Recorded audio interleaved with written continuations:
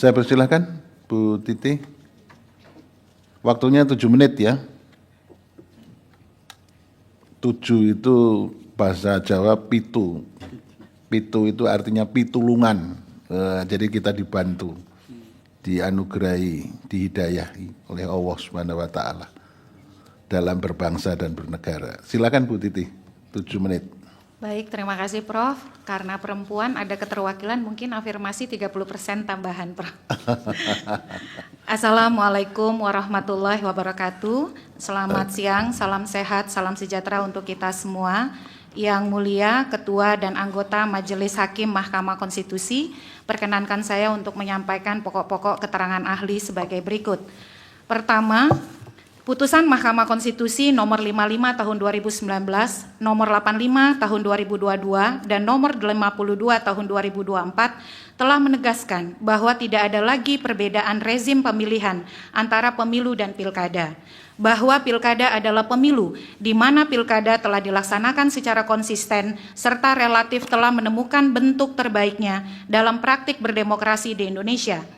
Dalam putusan MK nomor 52 tahun 2024, MK secara khusus menyebut bahwa ketentuan mengenai larangan kampanye untuk pejabat negara lainnya dalam pelaksanaan pilkada sesuai dengan prinsip erga omnes putusan MK nomor 85 tahun 2022 semestinya secara otomatis merujuk pada ketentuan dalam Undang-Undang 7 2017 yang berlaku baik untuk pilkada maupun pemilu.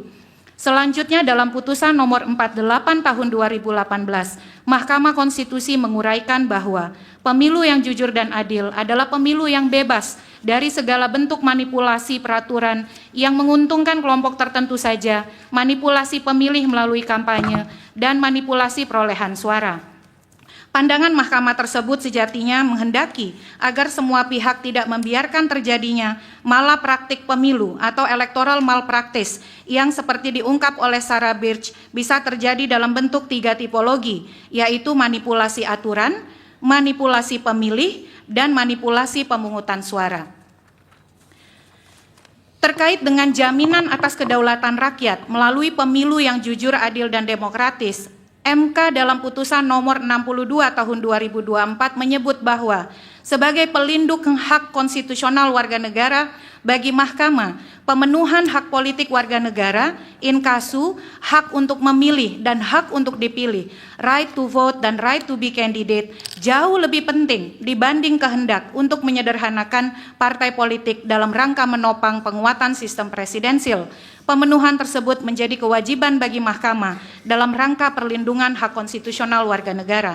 Dengan demikian menjadi sangat esensial bagi Mahkamah Konstitusi untuk memastikan bahwa pemilu memang benar terselenggara sesuai asas dan prinsip pemilu yang jujur dan adil, serta telah sepenuhnya melindungi hak politik warga negara untuk memilih dan dipilih sebagaimana dijamin oleh konstitusi dan berbagai peraturan perundang-undangan yang ada.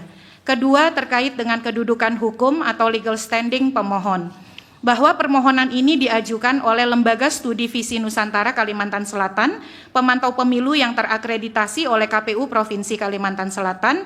Pasti ada pertanyaan hukum soal ini. Apakah pemohon memiliki kedudukan hukum untuk mengajukan perkara perselisihan hasil pilkada pada lingkup pemilihan kabupaten kota di Kalimantan Selatan, khususnya pada Pilkada Kota Banjarbaru? Untuk menjawab itu, ahli perlu menegaskan terlebih dahulu bahwa dalam pandangan ahli, Pilkada Kota Banjarbaru adalah pilkada bercalon tunggal, sebagaimana akan diuraikan lebih lanjut pada paparan butir ketiga. Oleh karena itu, penjelasan berikut akan berfokus pada apakah Lembaga Studi Visi Nusantara Kalimantan Selatan memiliki kedudukan hukum sebagai pemohon.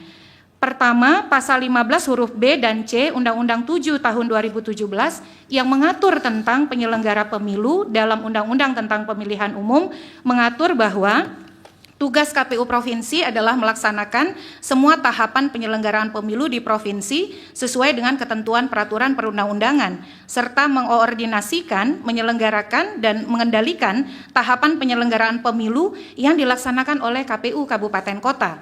Kedua, sesuai dengan ketentuan pasal 201 ayat 8 Undang-Undang Pilkada tentang pemilihan gubernur, bupati, dan wali kota, Pilkada tahun 2024 merupakan pilkada serentak nasional yang diselenggarakan untuk memilih gubernur dan wakil gubernur, bupati dan wakil bupati, serta wali kota dan wakil wali kota pada 545 daerah di seluruh wilayah Indonesia, termasuk Pilkada Gubernur Kalimantan Selatan dan Pilkada Bupati Wali Kota di 11 kabupaten kota Provinsi Kalimantan Selatan.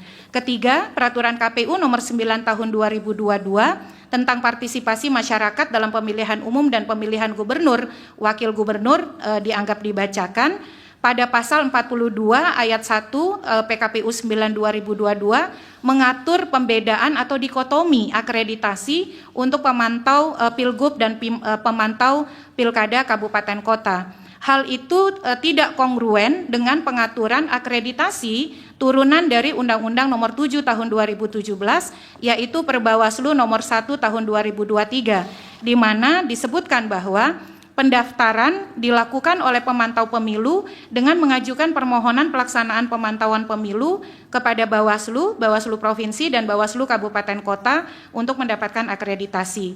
Sedangkan pada ayat 2 pasal Akuo disebutkan permohonan dilakukan dengan mengisi formulir pendaftaran yang disediakan dengan ketentuan bagi pemantau pemilu daerah provinsi, permohonan disampaikan kepada Bawaslu Provinsi dengan ketentuan wilayah pemantauan paling sedikit di 2 kabupaten kota.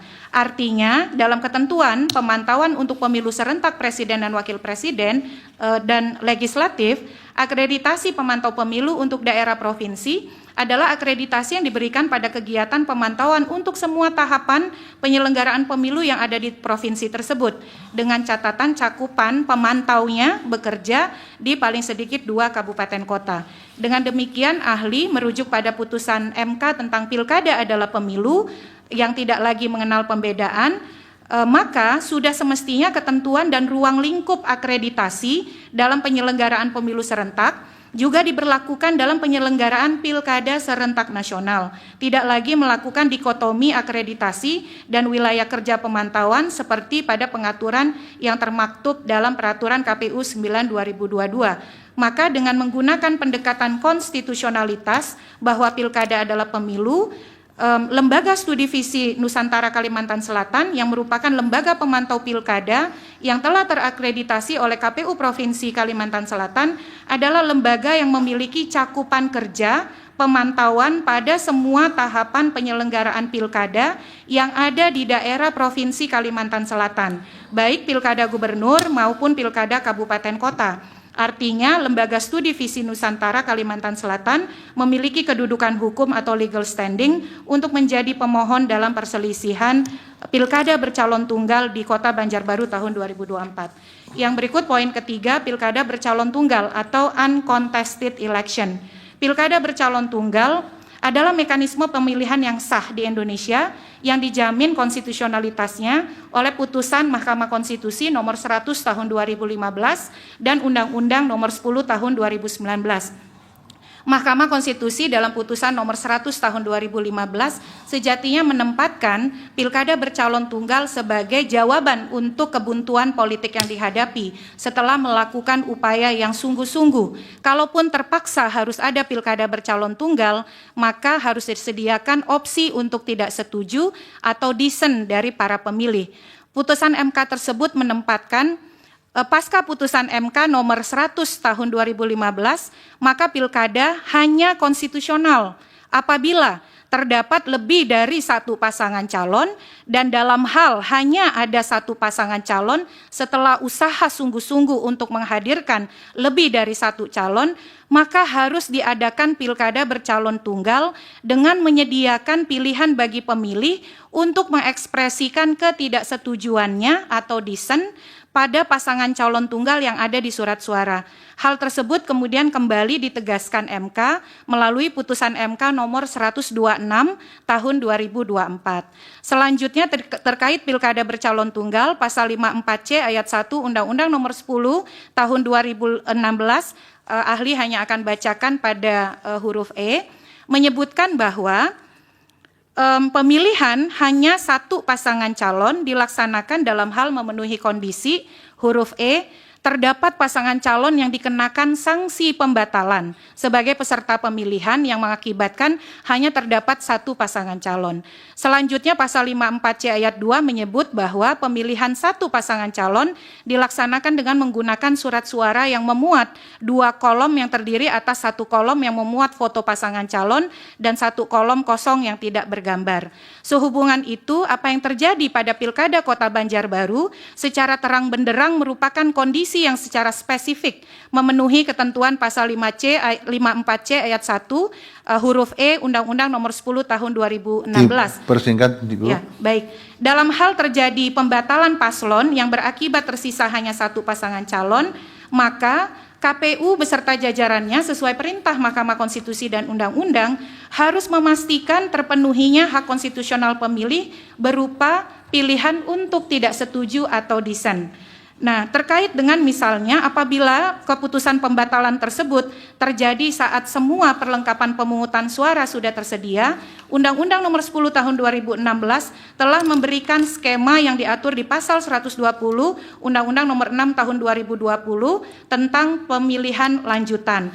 Terkait dengan adanya anggaran dan beban teknis tambahan yang harus dialokasikan penyelenggara pemilu, itu adalah implikasi kepatuhan untuk menyelenggarakan pilkada bercalon tunggal sebagaimana diperintahkan MK dan undang-undang. Sebagai penutup,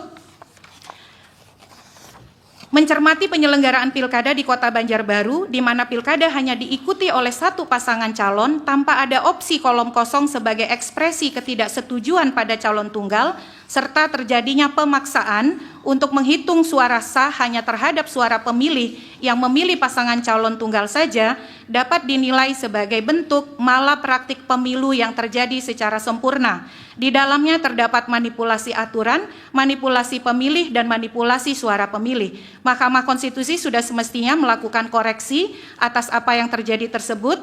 Kalau tidak, kita semua secara terbuka telah membiarkan terjadinya autokrasi tertutup atau closed autokrasi. Dan dengan pemilihan langsung yang sekedar menjadi simbol untuk mengukuhkan kekuasaan yang sewenang-wenang. Ada pemilu tanpa demokrasi, ada pemilihan tanpa hak untuk memilih. Terima kasih Yang Mulia. Wassalamualaikum warahmatullahi wabarakatuh. Waalaikumsalam. Terima kasih.